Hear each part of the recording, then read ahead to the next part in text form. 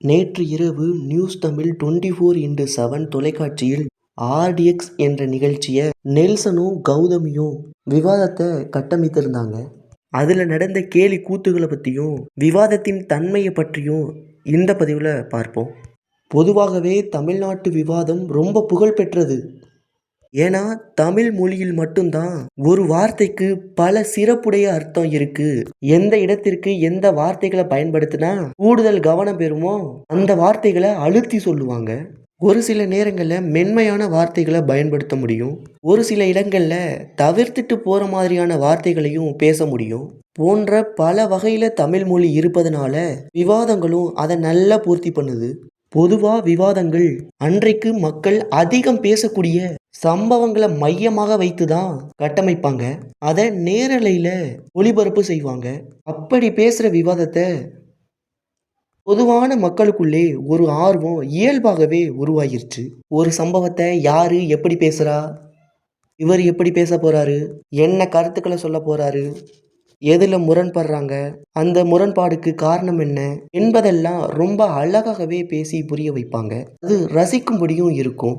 இந்த நிகழ்ச்சியை அடுத்த கட்டத்துக்கு கொண்டுட்டு போக தான் நியூஸ் தமிழ் 24x7 ஆர்டிஎக்ஸ் என்ற நிகழ்ச்சியை 2 நெறியாளர்களை கொண்டு நேரலையில விவாதிப்பாங்க.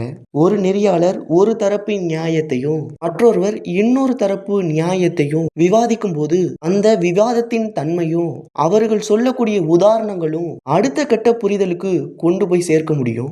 அது பரபரப்பாகவும் ரொம்ப சுவாரஸ்யம் வாய்ந்ததாகவும் இருக்கும். அதை நிறைய பேர் ரசித்து பார்ப்பாங்க என்ற எதிர்பார்ப்பு இருந்துச்சு. ஆனா நேற்று நடந்த ஆர்டிஎக்ஸ் நிகழ்ச்சியை பார்க்கும்போது இது எந்த அளவுக்கு சிறப்புடையதா இருக்கும் என்ற எதிர்பார்ப்பை முற்றிலும் சாகடிச்சிட்டாங்க. அதில் கலந்து கொண்ட 2 நெறியாளருக்குமே பயங்கரமான யூகோ கிளாஸ் இருக்குது. முன்பகையை மனசுல வச்சுதான் அவங்க பேசுறாங்க என்று வெளிப்படையாகவே பார்க்க முடிந்தது. நான் எவ்வளவு பெரிய அறிவாளி, நான் பெரிய புத்திசாலி, ஞானி, மேதை என்பது போல பேசுனாங்க. தங்களுடைய சுய நோக்கத்துக்காக எவ்வளவு தந்திரமா பேச முடியுமோ அவ்வளவு தந்திரத்தோட வெக்கமே இல்லாம இந்த நிகழ்ச்சியை நடத்தி முடிச்சாங்க.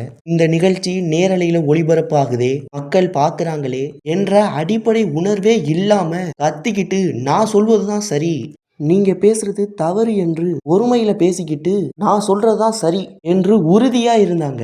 எந்த அளவுக்கு வேடிக்கை காட்ட முடியுமோ அந்த அளவுக்கு வேடிக்கை காட்டிக்கிட்டு காமெடி பண்ணிக்கிட்டு ஏதோ குடும்ப சண்டை மாதிரி கொண்டுட்டு போனாங்க.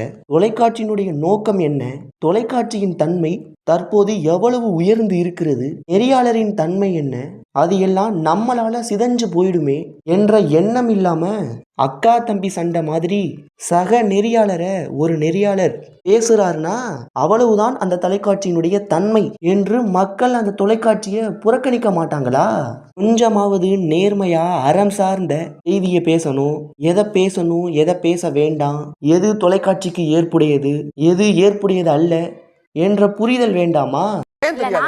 நீங்க எந்த பிரிபரேஷனும் இல்லாம ஷோவுக்கு வர்றீங்க, எந்த தகவலும் உங்கள்ட்ட இல்ல, அரைகுறை தகவல்களோடு சாபம் கொடுக்கிற மாதிரி ஒரு செய்தியாளர் பேசுறது, அந்த செய்தியாளருடைய குவாலிஃபிகேஷனையும். இந்த நெறியாளர்களை பற்றிய உங்களுடைய கருத்துக்களை சொல்லுங்க.